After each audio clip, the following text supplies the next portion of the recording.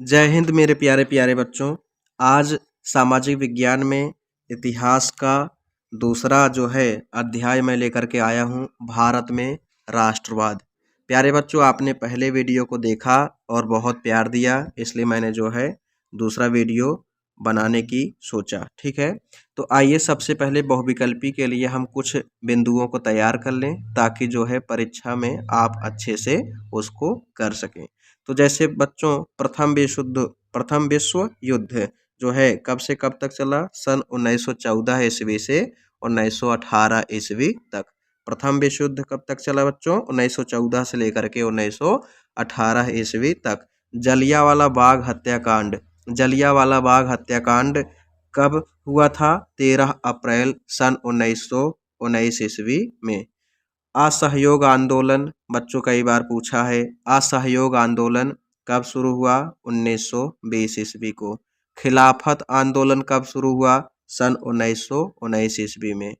चौरी चौरा कांड कब हुआ? 1922 ईस्वी में। गांधी इरविन समझौता कब हुआ प्यारे बच्चों? गांधी इरविन समझौता कब हुआ? 5 मार्च 1931 ईस्वी को। 5 मार्च 1931 ईस्वी को। ठीक है। भारत में संविधान कब लागू हुआ? 26 जनवरी 1950 ईस्वी में। महात्मा गांधी दक्षिण अफ्रीका से कब लौटे? तो प्यारे बच्चों, महात्मा गांधी दक्षिण अफ्रीका से सन 1915 ईस्वी में लौटे थे। ठीक है। तो भारतीय राष्ट्रीय कांग्रेस की स्थापना, ये पेपर में कई बार पूछा है प्यारे बच्चों, बहुत महत्वपूर्ण प्रश्न है। इस प्रश्न को आप दिमाग में सेट कर लीजिए। सन 1885 ईस्वी में। सविनय अवज्ञा आंदोलन 1930 ईस्वी में शुरू हुआ। जलियांवाला बाग हत्याकांड में गोलियां चलाने वाला वो जनरल कौन था? जलियांवाला बाग हत्याकांड में गोलियां चलाने वाला, मतलब कि आदेश देने वाला कौन था प्यारे बच्चों? किसने आदेश दिया था? तो जनरल डायर ने दिया था। जनरल डायर ने दिया था। भारत छोड़ो आंदोलन कब शुरू हुआ? अगस्त 1942 ईस्वी में। 8 अगस्त में बच्चों, आप गूगल सर्च कर लीजिएगा, 8 अगस्त सन 1942 ईस्वी में। ठीक है। हिंद स्वराज पुस्तक के लेखक कौन है? तो महात्मा गांधी। वंदे मातरम गीत के रचयिता कौन है प्यारे बच्चों? बंकिम चंद्र चटर्जी। क्योंकि बंकिम चंद्र चटर्जी की एक जो है उपन्यास थी और उस उपन्यास का नाम प्यारे बच्चों आनंद मठ था। ठीक है। उस आनंद मठ में ही जो है उन्होंने वंदे मातरम गीत को समावेशित किया है। ठीक है। करो या मरो का नारा किसने दिया था? महात्मा गांधी ने। प्यारे बच्चों, ये तो थे हमारे कुछ महत्वपूर्ण बिंदु जो कि एग्जाम के दृष्टिकोण से बहुत ही महत्वपूर्ण हैं। तो प्रश्न आप जानते ही हैं कैसे पूछेगा, बहुविकल्पी प्रश्न पूछेगा, है ना। तो आइए किस तरह से प्रश्न पूछेगा उसको जरा हम देख लेते हैं। जैसे प्यारे बच्चों, यहाँ पर जो है देखो दिया है कि महात्मा गांधी दक्षिण अफ्रीका से कब लौटे थे। तो हमने बताया था ना, सन 1915 ईस्वी में। सविनय अवज्ञा आंदोलन में महात्मा गांधी ने नमक को अत्यधिक महत्व क्यों दिया था? ऑप्शन दिया है कि नमक का प्रयोग अमीर गरीब सभी करते थे, यह भोजन का अभिन्न हिस्सा था, नमक तैयार करने पर सरकार का एक अधिकार था, उपर्युक्त में से सभी। तो प्यारे बच्चों, का है इसलिए अत्यधिक महत्व दिया जो है सविनय अवज्ञा आंदोलन महात्मा गांधी ने, क्योंकि नमक का प्रयोग अमीर गरीब सभी करते थे। ठीक है। और उस पर भी अंग्रेज लोग क्या लगाए थे? टैक्स लगाए थे। हमारे ही देश के नमक पर अंग्रेज जो है कर लगाए थे। यही बात जो है गांधी जी को अच्छी नहीं लगी। अच्छी क्यों लगे भाई? हमारे ही देश में हमारे ही चीज़ों पर कर लगाएंगे तो अच्छा लगेगा? बिल्कुल नहीं अच्छा लगेगा। ठीक है। इसीलिए जो है उन्होंने ये आंदोलन शुरू किया। प्यारे बच्चों, अगला प्रश्न है कि 13 अप्रैल सन 1919 किस घटना से संबंधित है? प्यारे बच्चों, अभी मैंने बताया था कि 13 अप्रैल सन 1919, देखो यहाँ पर लिखा है ना, जलियांवाला बाग हत्याकांड। तो जलियांवाला बाग हत्याकांड प्यारे बच्चों 13 अप्रैल सन 1919 ईस्वी को हुआ था। तो महात्मा गांधी ने असहयोग आंदोलन सन 1920 ईस्वी को किया। अभी मैंने यही सारा चीज़ बताया था प्यारे बच्चों।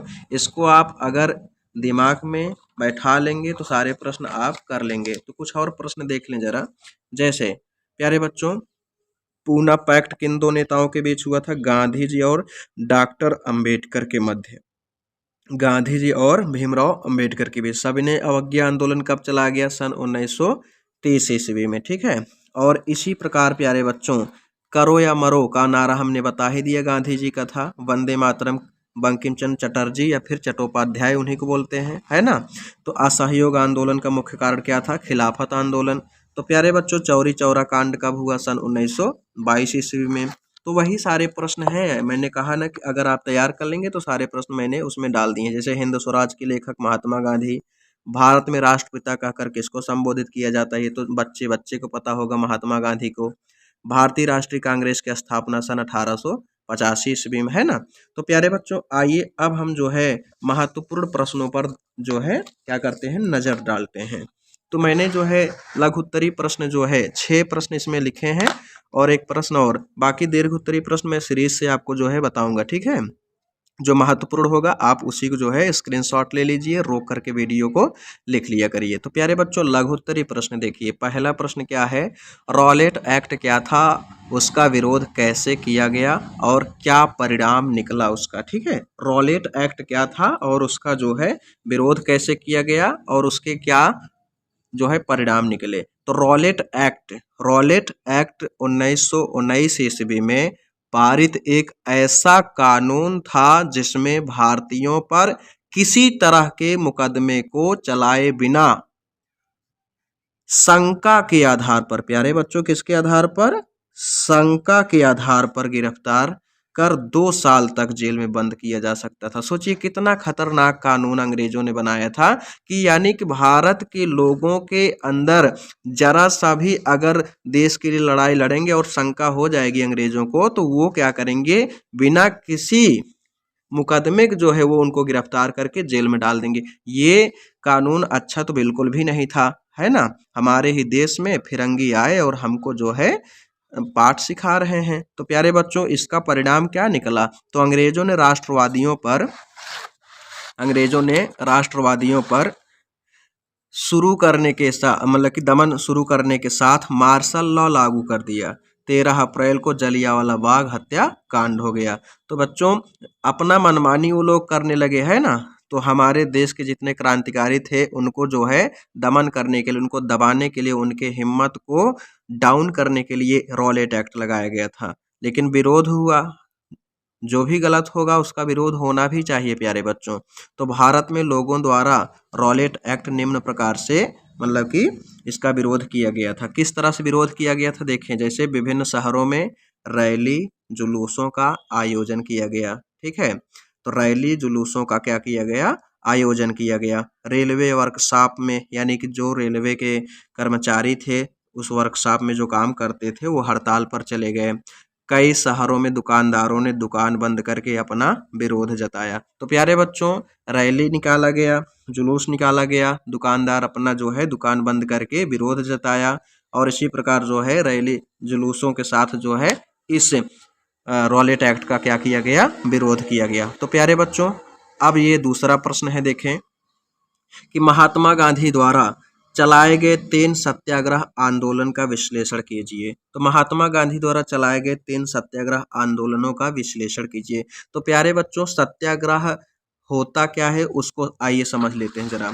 तो प्यारे बच्चों, सबसे पहले हम सत्याग्रह से संबंधित एक प्रश्न बनाए हैं और ये 2023 में प्रश्न पूछा था। तो 2023 में ये प्रश्न पूछा था प्यारे बच्चों, बहुत ही शानदार प्रश्न है। सत्याग्रह का क्या अर्थ है, गांधी जी के सत्याग्रह के विचारों का भी उल्लेख कीजिए, ठीक है।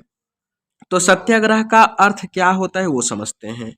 तो सत्याग्रह का अर्थ है सत्य की शक्ति पर आग्रह करना, सत्य की शक्ति पर आग्रह करना, है ना, निवेदन करना, विनय करना। गांधी जी इसके प्रबल समर्थक थे तथा उन्होंने इसकी व्याख्या इस प्रकार की है। तो गांधी जी सत्याग्रह का आंदोलन करते थे, है ना, मतलब वो बिना किसी हथियार के, प्यारे बच्चों, क्योंकि उनके जो विचार थे वो इस प्रकार थे। कहते थे कि अगर आपका उद्देश्य सच्चा है, अगर आपका उद्देश्य सच्चा है, यदि आपका संघर्ष अन्याय के खिलाफ है, तो उत्पीड़क मतलब जो पीड़ा देता है, तो उत्पीड़क से मुकाबला करने के लिए आपको किसी शारीरिक बल की आवश्यकता नहीं है। यानी सत्याग्रह आंदोलन करने के लिए आपको शारीरिक शक्ति की नहीं बल्कि मानसिक शक्ति की आवश्यकता है। आप सत्य के दम पर जो है आप विरोधियों को परास्त कर सकते हैं। ये किसका विचारधारा है प्यारे बच्चों? गांधी जी का। ठीक है। और दूसरा दूसरा क्या विचार था कि प्रतिशोध यानी बदला। प्रतिशोध का अर्थ होता है बच्चों बदला। तो प्रतिशोध की भावना या आक्रामकता का सहारा लिए बिना सत्याग्रही केवल अहिंसा के सहारे, अहिंसा मतलब जिसमें हिंसा ना हो, जिसमें किसी को नुकसान ना हो, किसी की हत्या ना हो, उसके सहारे भी अपने संघर्ष में सफल हो सकता है। इसके लिए दमनकारी शत्रु की चेतना को झिझोड़ना चाहिए। यानी सत्य के दम पर उनको मजबूर कर देना चाहिए कि ये जो आप हमारे ऊपर दमनकारी नीतियां लगा रहे हैं, हमको जो नुकसान पहुंचा रहे हैं, हमको जो जीने का हमारा हक छीन रहे हैं, ये आप जरा एक बार विचार कीजिए कि क्या ये अच्छा है, क्या ये सही है। तो यानी उनको पूरी तरह से झिझोड़ना चाहिए। यानी उनको जो है मजबूर कर देना चाहिए कि जो आप कर रहे हैं बिल्कुल गलत है। ठीक है। और अगला पॉइंट है, इस संघर्ष में अंततः सत्य की ही जीत होती है। तो प्यारे बच्चों, सत्य की तो जीत हमेशा होती है, लेकिन आप जानते ही हैं कि सत्य जो है, सत्य के मार्ग पर जो चलता है उसको बहुत ही ज़्यादा कठिनाइयाँ भी झेलनी पड़ती है ना। हालांकि सत्य की ही जीत होती है, सत्य ही सत्य है, बाकी सारा असत्य है प्यारे बच्चों। इसलिए हम सबको सत्य के मार्ग पर ही चलना चाहिए, गांधी जी के बताए मार्ग पर ही चलना चाहिए, क्योंकि गांधी जी कोई आम इंसान नहीं थे। एक ही धोती पहनते थे, एक ही धोती जो है वो ओढ़ते थे, कैसे बेचारे रहते थे अब वही जाने। और खैर हमारे लिए तो देश आज़ाद करके वो चले गए, और आज भी जो है हम गांधी जी के विचारों को पढ़ते हैं, जानते हैं, समझते हैं, उसके उनके बताए गए जो है विचारों पर हम बढ़ रहे हैं ना प्यारे बच्चों। तो अब देखें जरा महात्मा गांधी द्वारा चलाए गए 3 सत्याग्रह आंदोलन कौन कौन थे, पहले उसको जरा चर्चा कर लेते हैं। तो पहले देख लें जरा कि सक्रिय राजनीति में भाग लेने से पहले गांधी जी ने अपने गुरु गोपाल कृष्ण गोखले के कहने पर, याद रखिएगा गांधी जी के जो गुरु थे, राजनीतिक गुरु थे, वो थे गोपाल कृष्ण गोखले, उनके कहने पर भारत भ्रमण किया। तो सबसे पहले बच्चों, अब ऐसे तो है नहीं कि अगर वो गुजरात के थे तो गुजरात में ही रह कर के वो भारत को जान लेंगे, ऐसा तो है नहीं। अगर अच्छे से भारत को जानना है तो सबसे पहले क्या करना पड़ेगा?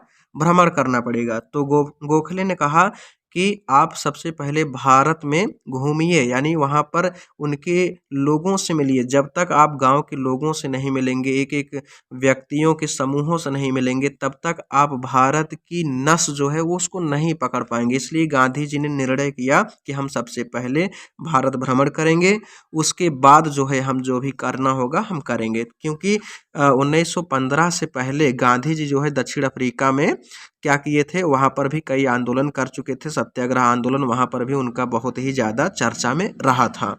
तो प्यारे बच्चों, भारत भ्रमण किया, इस दौरान उन्होंने कई स्थानों पर सत्याग्रह आंदोलन चलाए, जिनमें प्रमुख आंदोलन निम्नलिखित हैं।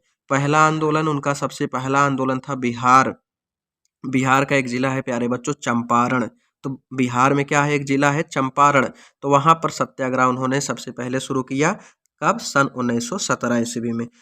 तो 1917 ईस्वी में उन्होंने बिहार के चंपारण क्षेत्र का दौरा किया। ठीक है, चंपारण क्षेत्र का दौरा किया और वहाँ के किसानों को दमनकारी बागान व्यवस्था के खिलाफ सत्याग्रह करने के लिए प्रेरित किया। क्योंकि वहाँ पर बच्चों नेल की खेती होती थी, और नेल की खेती में जो है सबसे ज़्यादा टैक्स जो है अंग्रेज लोग ले लिया करते थे। इसलिए वहाँ के किसान बहुत परेशान थे, और वो गांधी जी से मिले और गांधी जी से उन्होंने आग्रह किया कि हमारे लिए जो है आप जो है आंदोलन कीजिए और हमारे लिए आप हमारा साथ दीजिए। तब गांधी जी ने सबसे पहले चंपारण में सत्याग्रह किया, और केवल वहाँ पर सत्याग्रह ही नहीं किया, अंग्रेजों को भी झुका दिया था। प्यारे बच्चों, दूसरा है गुजरात सत्याग्रह। ठीक है, तो सन 1918 ईस्वी में गुजरात के खेड़ा जिले में किसानों की मदद के लिए सत्याग्रह किया। क्योंकि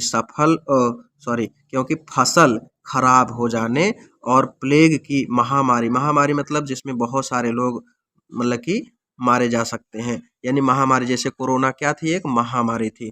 तो प्लेग की महामारी के कारण जो है किसान लगान नहीं चुका पा रहे थे, जबकि सरकार उनसे जबरन लगान वसूल कर रही थी। प्यारे बच्चों, अंग्रेज जानते ही दुष्ट तो थे ही, बहुत हरामखोर टाइप के इंसान थे। अच्छा हुआ कि हमारे जीते जी वो नहीं है। तो प्यारे बच्चों, तीसरा बिंदु है अहमदाबाद सत्याग्रह। 1918 ईस्वी में अहमदाबाद के सूती कपड़ा कारखानों में कार्य करने वाले मजदूरों के हितों की रक्षा के लिए उन्होंने सत्याग्रह आंदोलन किया। तो प्यारे बच्चों, हमने 3 आंदोलन पढ़ा। पहला आंदोलन क्या था बताइए? चंपारण सत्याग्रह। दूसरा गुजरात सत्याग्रह, है ना, गुजरात के खेड़ा जिले में। और तीसरा अहमदाबाद सत्याग्रह, ये भी क्या कहाँ पर है? गुजरात में ही है।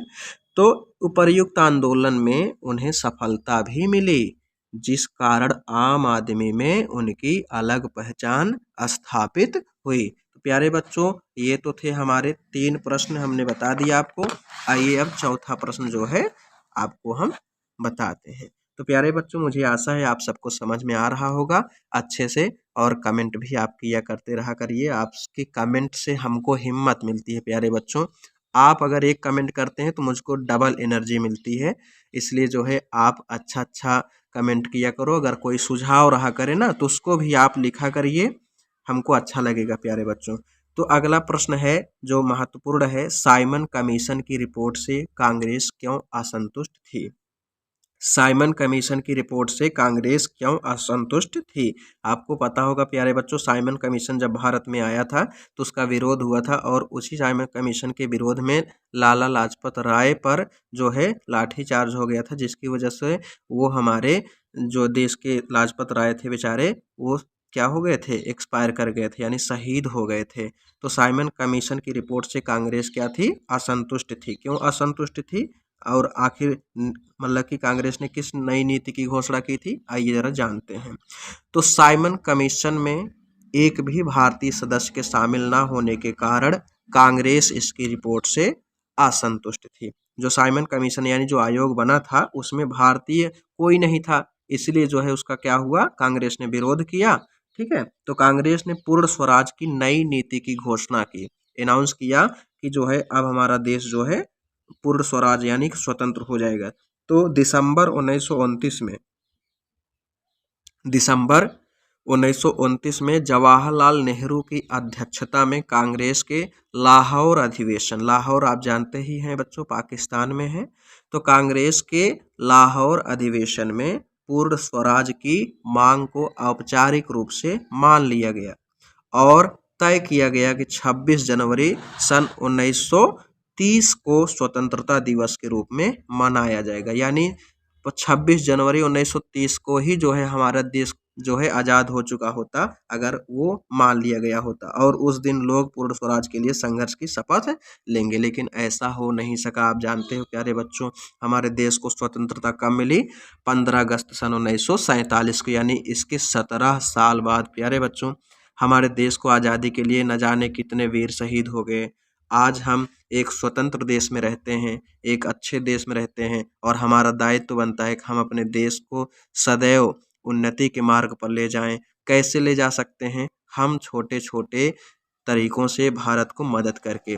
हम जो भी कार्य करें उसको शिद्दत से करें, मन लगा के करें, अच्छे से करें, तो हमारा देश वाकई में जो अब्दुल कलाम का सपना था कि 2020 में हमारा देश विकसित बन जाएगा, वो ज़रूर पूरा हो जाएगा। हमारा देश 2020 में विकसित तो नहीं बन पाया, लेकिन अब जो लक्ष्य रखा गया है कि हमारा देश 2047 तक एक विकसित राष्ट्र बन जाएगा, तो हो सकता है कि ज़रूर बनेगा अगर हम अपने अपने कार्यों को पूरी ईमानदारी से करें। तो प्यारे बच्चों, आप सब अच्छे से कार्य किया करें ताकि जो है हमारा देश दिन रात चौगुनी वृद्धि करे। प्यारे बच्चों, 5वां प्रश्न है आपका, पूना पैक्ट पर किसके हस्ताक्षर हुए? विकल्प में भी पूछा गया था ना, मैंने बताया था कि पूना पैक्ट पर किसके हस्ताक्षर हुए और उसकी 2 शर्तें क्या थी। तो पहली चीज़ तो याद रखिएगा, पूना पैक्ट पर गांधी जी और डॉक्टर बी.आर. अम्बेडकर के सिग्नेचर हुए थे। हस्ताक्षर किसके हुए थे? सिग्नेचर गांधी जी और अम्बेडकर के, ठीक है। सितंबर 1932 में हुए पूना पैक्ट की 2 शर्तें निम्नलिखित हैं। कौन कौन सी शर्तें थी? पहला शर्त था कि अंबेडकर द्वारा दलितों के लिए अलग निर्वाचन क्षेत्रों की मांग को वापस लेना। प्यारे बच्चों, अंबेडकर जी ने कहा था कि दलित जो हैं हमारे देश में, दलितों की स्थिति दयनीय है, इसलिए हमको अलग निर्वाचन एरिया चाहिए। तो इस जो है इस मांग को फिर बाद में उन्होंने कहा कि नहीं, ऐसी बात नहीं, जाने दीजिए, हम मांग को वापस ले लेते हैं। तो प्यारे बच्चों, उन्होंने मांग को वापस ले लिया था। दूसरी बात, दलित वर्गों को प्रांतीय एवं क्रांतीय केंद्रीय विधायी परिषदों में आरक्षण दिया जाना, ये भी जो है उन्होंने क्या किया था? शर्त रखा था कि जो दलित वर्ग हैं उनको जो है प्रांत और केंद्र विधायी परिषद में जो है कुछ न कुछ रिजर्वेशन दिया जाएगा। तो प्यारे बच्चों, ये तो थे 2 जो है शर्तें, ठीक है। और अब ये छठा प्रश्न है, प्रथम विश्व युद्ध का भारतीय समाज और अर्थव्यवस्था पर क्या प्रभाव पड़ा? तो जानते हो फर्स्ट वर्ल्ड वॉर बच्चों, मैंने बताया था कि प्रथम विश्व युद्ध जो हुआ था, कब हुआ था बताइए? सन 1914 से 1918 ईस्वी के बीच में। तो 1914 और 1918 के बीच में जो युद्ध हुआ था, उसका भारतीय समाज पर क्या इफेक्ट पड़ा था और अर्थव्यवस्था पर क्या प्रभाव पड़ा था, आइए जरा जान लेते हैं। तो प्रथम विश्व युद्ध का भारतीय समाज व अर्थव्यवस्था पर निम्नलिखित प्रभाव पड़ा। नंबर 1, इस विश्व युद्ध ने एक नई आर्थिक और राजनीतिक स्थिति पैदा कर दी। इसके कारण रक्षा व्यय में भारी इजाफा हुआ। इजाफा मतलब वृद्धि, यानी जो रक्षा के लिए जो खर्च हुआ वो कुछ ज़्यादा ही हो गया प्यारे बच्चों। दूसरा, इस खर्चे की भरपाई करने के लिए युद्ध के नाम पर कर्जे लिए गए और करों मतलब टैक्स में वृद्धि की गई। यानी कि युद्ध हो रहा था तो अपने देश में भी जो है कई लोगों से कर्जे लिए जा रहे थे, बड़े बड़े लोगों से कर्जे लिए जा रहे थे, और जो वस्तुएं थी उस पर टैक्स बढ़ा दिया गया था। इसलिए बढ़ा दिया गया था, कहा जा रहा था कि देश इस समय संकट में है।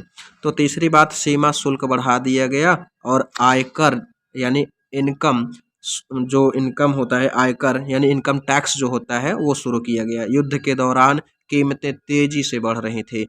जब युद्ध हो रहा था तो वस्तुओं की जो है कमी हो रही थी, इसलिए जो है वस्तुएं क्या होने लगी? महंगी होने लगी। 1913 से 1918 के बीच कीमतें दोगुनी हो चुकी थी। सोचिए जरा, सन 1913 से 1918, इस समय क्या चल रहा है प्यारे बच्चों? 2024 चल रहा है। तो 1913 और 1918 यानी 106 वर्ष पहले ये कंडीशन था कि वस्तुएं जो है दोगुनी कीमत पर बेची जा रही थी, है ना, जिसके कारण आम लोगों की मुश्किलें बढ़ गई थीं। गांव में सिपाहियों को जबरन भर्ती किया गया, जिसके कारण ग्रामीण इलाकों में व्यापक गुस्सा था। पहले क्या होता था, जब मतलब कि प्यारे बच्चों जब युद्ध का समय था ना, तो उस समय जो है गांव के ही जो लंबे हट्टे कट्टे चौड़े रहते थे उनको जो है कहते थे कि चलो आप जो है सेना में भर्ती हो जाओ। तो ज़बरदस्ती भी कभी कभी करते थे, उनको लिवा के जाते थे, और इसलिए जो है गांव में क्या हुआ? गुस्सा फैल गया। तो छठा पॉइंट है बच्चों, 1921 की जनगणना के मुताबिक दुर्भिक्ष मतलब होता है प्यारे बच्चों अकाल और महामारी के कारण लगभग 120 से 130 लाख लोग 120 से 130 लाख लोग मारे गए थे। सोचिए, उस महामारी से लगभग इतने लोग मारे गए। अब जरा सोचो कि अब करोड़ों लोग यानी 12-13 करोड़ लोग जो है केवल भूख से, अकाल से मर गए थे। ये बहुत बड़ी जो है महामारी थी प्यारे बच्चों। अंग्रेज़ों की वजह से हमारे देश में इतना ज़्यादा नुकसान हुआ कि उसकी जो है भरपाई करना क्या था? बहुत ज़्यादा मुश्किल था। तो प्यारे बच्चों, ये तो हमारे जो है कुछ क्या थे? लघु उत्तरीय प्रश्न थे प्यारे बच्चों। आइए जो है एक और लघु उत्तरीय प्रश्न पर हम विचार कर लेते हैं। जैसे देखो, एक प्रश्न ये है प्यारे बच्चों कि वो प्रश्न है, देख रहा हूँ ये प्यारे बच्चों, यहाँ पर जो है देखो,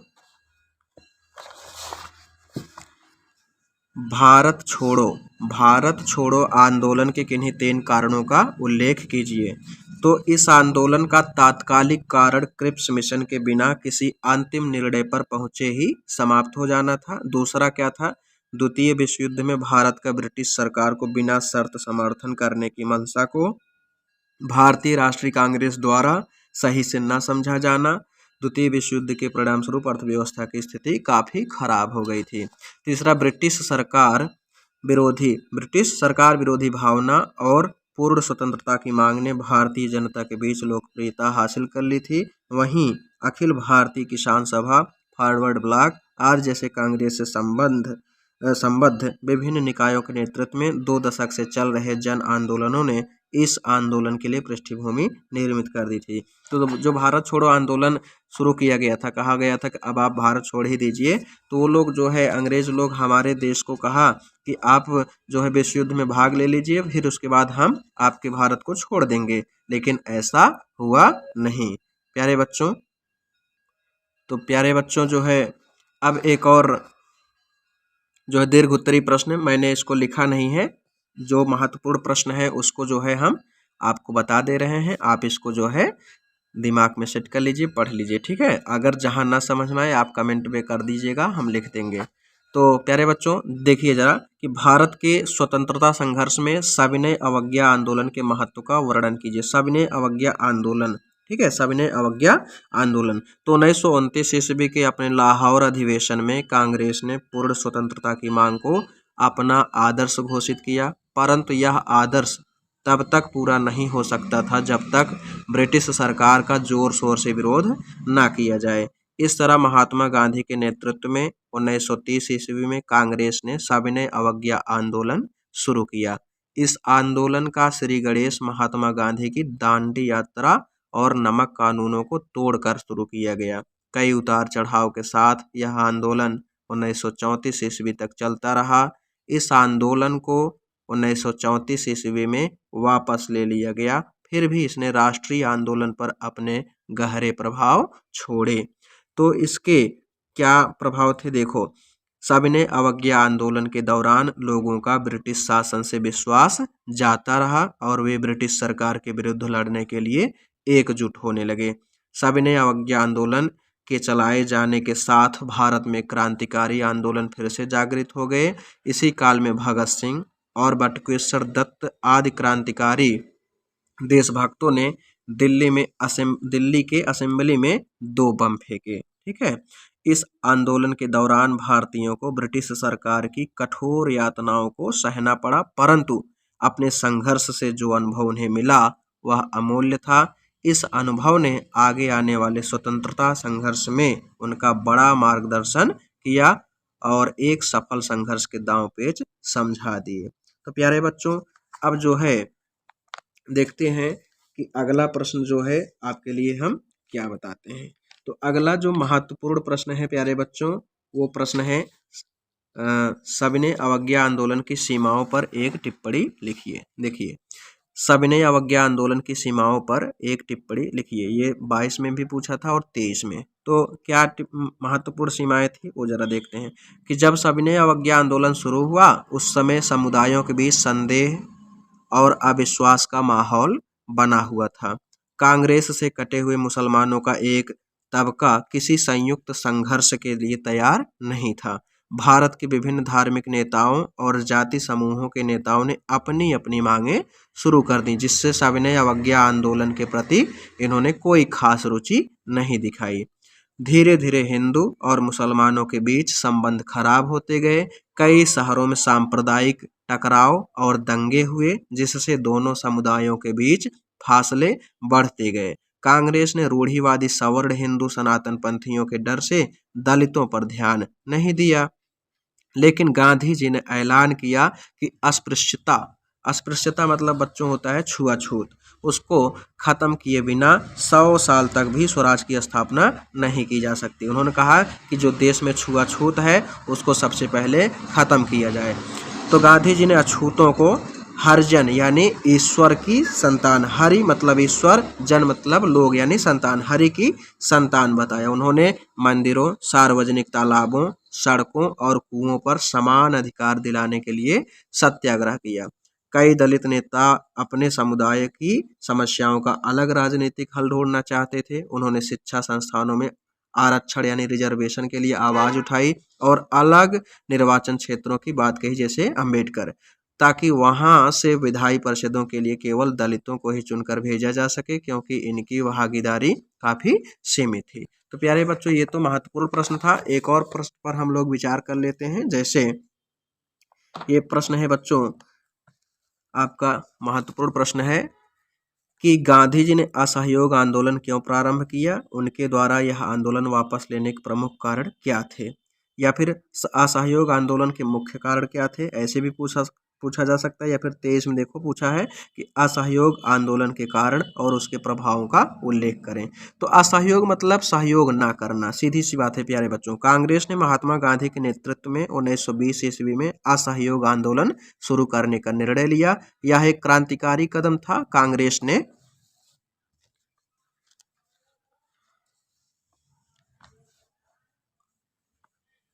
ने पहली बार सक्रिय कार्यवाही अपनाने का निश्चय किया। इस क्रांतिकारी परिवर्तन के अनेक कारण थे।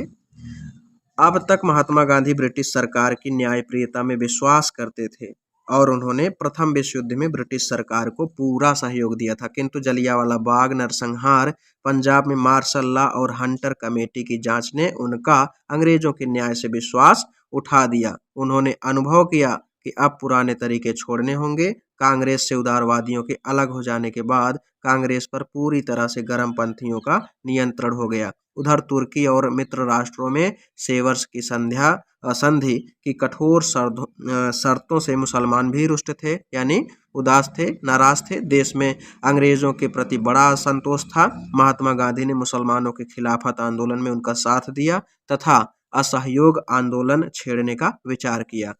सितंबर 1920 में कलकत्ता में लाला लाजपत राय की अध्यक्षता में कांग्रेस के विशेष अधिवेशन में महात्मा गांधी ने असहयोग आंदोलन का प्रस्ताव रखा। CR दास, BC पाल यानी बिपिन चंद्र पाल, एनी बेसेंट, जिन्ना यानी मोहम्मद अली जिन्ना और मदन मोहन मालवीय जी ने इसका विरोध किया। लेकिन दिसंबर 1920 ईस्वी में कांग्रेस के नियमित अधिवेशन में असहयोग का प्रस्ताव बहुमत से पारित हो गया और विरोधियों ने भी इस प्रस्ताव का समर्थन किया। इस आंदोलन के मुख्य बिंदु थे खिताबों तथा मानव पदों का त्याग, स्थानीय निकायों में नामजदगी वाले पदों से इस्तीफा, सरकारी दरबारों या सरकारी अफसरों के सम्मान में आयोजित उत्सवों में भाग न लेना, बच्चों को स्कूल से हटा लेना, अदालतों का बहिष्कार, फौज में भर्ती का बहिष्कार। यानी कहा गया था कि किसी प्रकार का अंग्रेजों का सहयोग ना किया जाए, क्योंकि नाम से ही पता चल रहा है कि असहयोग आंदोलन, यानी अंग्रेजों का किसी भी प्रकार से सहायता न करना ही असहयोग आंदोलन का प्रमुख विषय था। तो असहयोगियों के लिए अहिंसा और सत्य का पालन करना भी आवश्यक था। गांधी जी को विश्वास था कि इस आंदोलन से 1 वर्ष में स्वराज की प्राप्ति हो जाएगी। उन्होंने कहा था कि अगर हम अंग्रेजों की सहायता नहीं करेंगे तो वो हमको आज़ादी देने के लिए क्या हो जाएंगे, विवश हो जाएंगे। तो इस आंदोलन का भारतीय जनता पर गहरा प्रभाव पड़ा। विदेशी वस्तुओं की होली जलाई गई। बहुत से छात्रों ने स्कूल तथा कॉलेजों का बहिष्कार किया। महात्मा गांधी ने केसर-ए-हिंद का खिताब छोड़ दिया। 13 नवंबर 1921 ईस्वी को प्रिंस ऑफ वेल्स के भारत आगमन के समय बम्बई यानी आज के समय में मुंबई में हड़ताल रखी गई। दिसंबर 1921 में प्रिंस के कोलकाता आगमन पर भी हड़ताल रखी गई। ब्रिटिश सरकार ने इस आंदोलन को कुचलने के लिए व्यापक दमन चक्र चलाया। महात्मा गांधी के अलावा सभी कांग्रेसी नेताओं को गिरफ्तार कर लिया गया। चौरी चौरा का एक अप्रिय घटना के कारण महात्मा गांधी ने ये आंदोलन 1922 ईस्वी में वापस ले लिया था, क्योंकि चौरी चौरा कांड जब हुआ तो उसमें जो है वो नाराज हो गए गांधी जी, इसलिए उन्होंने वो जो है कानून को वापस, जो आंदोलन था वापस ले लिया। तो प्यारे बच्चों, महात्मा गांधी के सत्याग्रह पर एक निबंध लिखिए। सत्याग्रह पर आप अच्छे से लिख सकते हैं। इसके लिए जो है आप जो है दांडी वाला यात्रा शामिल कर सकते हैं, और भी तरीके से आप चाहे तो इसको लिख सकते हैं। यहाँ पर मैं जो है वीडियो को देखिए, यहाँ से आप स्क्रीनशॉट ले सकते हैं या फिर लिख सकते हैं। प्यारे बच्चों, आज का वीडियो थोड़ा लंबा हो गया, लेकिन फिर भी मुझे आशा है कि आप सबको समझ में आया होगा, आनंद आया होगा प्यारे बच्चों, ठीक है। और देखो, आप अच्छे से लिखोगे तो आपको नंबर भरपूर मिलेंगे, क्योंकि सोशल साइंस एक ऐसा विषय है जिसमें नंबर बहुत अच्छा उठता है।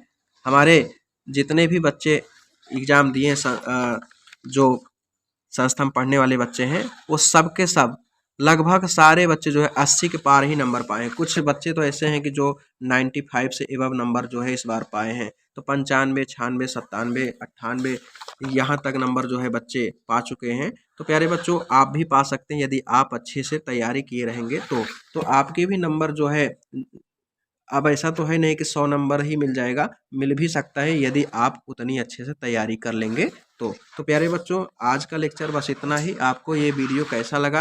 अगर अच्छा लगा हो तो आप जो है कमेंट में ज़रूर अपना नाम लिखिएगा, ताकि हम आपका नाम अगले वीडियो में ले सकें। तो इस जो है लेक्चर को बनाने के लिए कहा था कुणाल सरोज ने, और इसके अलावा साफिया बानो ने भी कहा था प्यारे बच्चों। और आपको भी अगर वीडियो जो है चाहिए तो आप जो है कमेंट बॉक्स में अपना नाम ज़रूर लिख दें। ठीक है, तब तक के लिए जय हिंद।